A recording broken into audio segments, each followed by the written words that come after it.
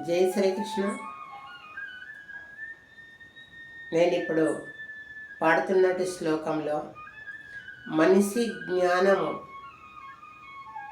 ఏ రకంగా నశిస్తుందనేటటువంటి తాత్పర్యము ఈ శ్లోకంలో చెప్పిండు.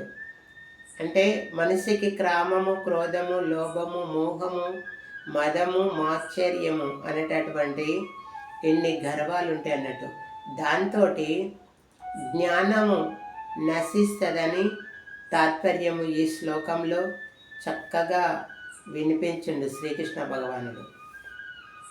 ధూమేనౌర్యతే వగ్నిః యదాదర్శో మలేన చ యదో వేదామృతో గర్భః తదా తే నేధమామృతం. పొగ చేత అగ్ని అంటే పొగెళ్ళినప్పుడు మనకు అగ్ని కనిపించదు. మురికి చేత అద్దము అంటే అద్దానికి ఏదైనా దుమ్ము పట్టినప్పుడు మన ముఖం కనిపించదు. మావి చేత శిశువు అంటే పిండము తల్లి గర్భంలో